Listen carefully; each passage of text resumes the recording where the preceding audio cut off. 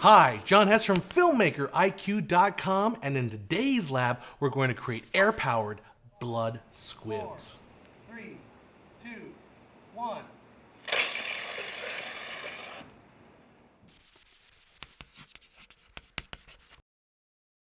Bloody gunshot wounds in film are a relatively recent thing. Hollywood's production code prevented showing blood splatter on screen during the studio era. It wasn't until 1955 when director Andrzej Wajda employed explosive blood squibs for the first time in his Polish film Pokolenie. Technically, the term squib refers to an explosive device which resembles a miniature stick of dynamite, only with much less explosive power. Now, squibs have been used in many applications in various industries, not just entertainment. But when used to simulate a bullet wound, the squib is worn on the body between a protective metal plate and a blood packet. When detonated, the squib has enough energy to rip a hole in the costume, send blood flying everywhere, and even give the actor wearing the squib a little punch to react to. Now, that kind of squib requires a pyrotechnic license, and depending on your location, a special effects permit. Now, frankly, that's not something I feel comfortable handling myself, nor would I recommend anyone in my audience attempt it without seeking proper professional training. Now, in place of explosives, we'll use compressed air. Now, even though they aren't real squibs, the industry still refers to the technique as squibs or sometimes air squibs. Although it's much safer than explosive squibs, compressed air can still be dangerous. As little as 12 pounds per square inch can blow an eye out. Air bubbles in your bloodstream from compressed air can do all kinds of damage. Not to mention, we're basically using compressed air to shoot fake blood all over the place, and that can be potentially dangerous. But as long as you treat the equipment and your cast and crew with respect, you should be relatively safe. Let's dive right into making our squibs. And to deliver the blood for our gunshot wound, we'll start with some clear vinyl tubing. After experimenting with different sizes, I discovered that a 3/8 inch inner diameter tubing is a good size for this project. Any smaller, and we don't have the room for the blood. Any larger, and we have trouble finding the right hardware to connect to our compressed air. For those of you in metric land, you'll have to find similar sized pieces, as most of the bits we're talking about today will be using imperial units. We'll start off with about 6 to 8 feet of tubing of this 3/8 inch tubing. Now, you'll need at least that much to wrap around your talent and then get it out of sight. On one end of the tubing, we'll use a 3/8 inch barb and a 1/8 NPT connector to connect to our air compressor. More on that in a bit. You'll want to secure the barb with a hose clamp, otherwise it might slip off, and that's not good. On the other end of the tube, inject some hot glue to act as a plug. I'll get about 1/2 inch or so in here. Now it's time to cut a hole for the blood to come out. Now, using a box cutter, cut 1/3 of the way through the tube just below the hot glue plug. And then I'll make a second cut, this time at an angle. This result will be like a hole of a pipe organ or a recorder. Now we will make a mounting plate which will mount to our actor's shirt. Take about 3 inches of gaffer's tape and lay it on your table. Press the tube with the hole facing down onto this tape. Take another piece of tape, this time slightly longer, and apply it to the top of the hose to cover up the exposed tape. What you should have is a flat surface where the hole in the tube was. Take your knife and cut away the tape from the hole. Now apply strips of Velcro to both sides of this platform we created. Use the harder hook side, as this will get covered in blood, and the plastic hooks will survive for reuse better than the fuzzy loop side. And with that, our delivery system is ready to go.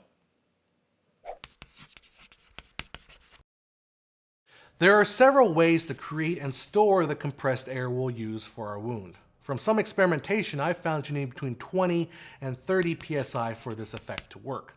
A lot of DIY filmmaking tutorials out there use a manual bug and weed sprayer compressor. You pump up and down about 100 times and you're ready to fire.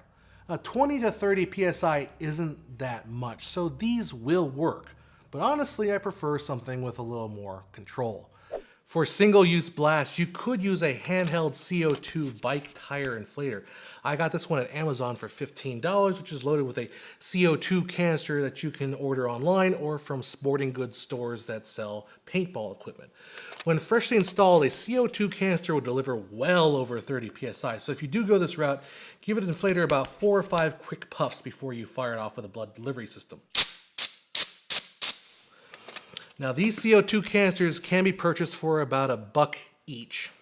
Now to get this to work with my delivery system, I had to buy a tank valve to a 1/8 inch NPT converter and a 1/8 to 1/8 female coupler to connect to our hose. If I were doing this effect on a remote location, this is probably the propellant that I would use, but why stop there? I got this bigger tank air compressor lying around the shop. It's capable of 100 psi, which is far above what we need, but it's got some great added features. First, it's got gauges, so I can be more precise with the pressure I'm using. And secondly, there's a pressure regulator where I can control exactly how much pressure I'm going to use in my device. Because I have a bigger tank, I can use this 4-way pass to power up to 4 squibs if I want to.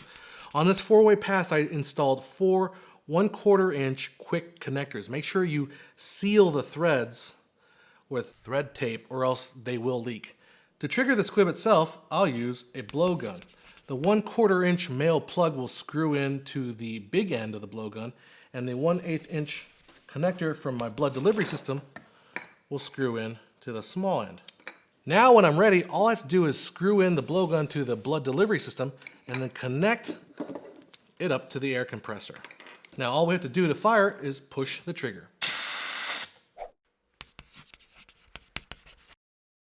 Rigging the talent is the most difficult part of the setup. To begin, I have the talent wear some kind of undershirt. Here I'm using red because fake blood won't stain this color. An undershirt does make this setup much easier. Next, I have a talent put on the back brace. This will help secure our blood delivery system. Now, since I want the impact to be on the upper chest, I'll use elastic bands to further secure the tubes. You can use gaffer's tape, but I find that it can lose its stickiness really quickly once it's mixed with blood, and we really don't want this to slip around. Next, we'll tuck the tubes of the blood delivery system in the back away from the camera lens.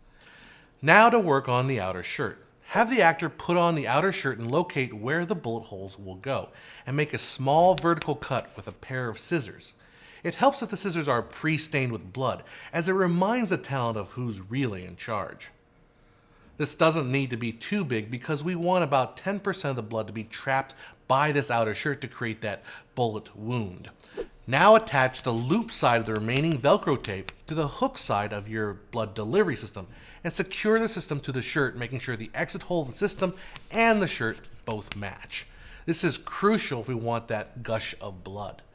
Now it's time to load up the system with fake blood, either store-bought or make your own. You want this fairly watery so it doesn't get stuck in the tube. Using a flavor injector syringe, we need to put about 90 cc's of fake blood. That's about 3 ounces if your syringe uses imperial. Mine happens to be metric. If you want more of a misty hit, you can go with less and slightly higher pressure. But I feel like if you're going to do this effect, you might as well get a big bloody explosion. A lot of other tutorials would muzzle load the blood, putting the syringe in the exit hole and then pushing the blood in that way. Now, being that I am accident prone, I know I would spill some on the costume. I prefer to load the blood breech side where the hose connects to the trigger. Now this might be slightly a bit messier on the trigger parts, but I think if you clean things up afterward, you should be fine. Replace the blowgun on the hose, and now we're ready for the shot. Now, since I have 2 squibs going on for the shot, I'll set my compressor to between 40 and 60 psi because I have twice the tube, so therefore we should need to have twice the pressure. Then let everyone on set know that you are arming the air compressor. Make sure everything is secure and safe and in position before you insert the quick connector. Then count it down. 5, 4, 3, 2.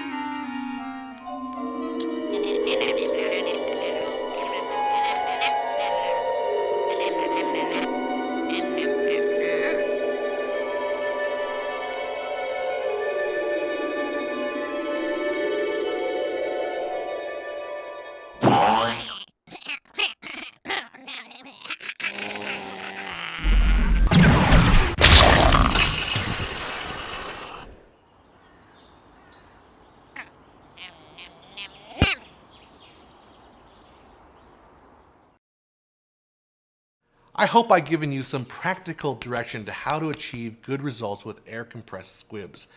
Truth is, anytime you work with fake blood, things are going to be messy. So lots of first-time filmmakers tend to just do the effect once and then call it good enough. But my first test shots were pathetic. It took 3 serious tries and dissecting how professional air-powered squibs worked before I thought I was ready. And even then, my first live action result didn't live up to my expectations. So I organized a reshoot and finally got something I thought I could work with. In the end, I spilt a lot of blood, got a lot of weird looks from my neighbors. Plan on making mistakes. Just make as many of those mistakes during pre-production as you can, but be prepared to roll more than one take in case the effect doesn't work out on the first try. Most importantly though, you've got to get out there and practice. Give air squibs a go. It's all part of the process of making something great. I'm John Hess. I'll see you at filmmakeriq.com.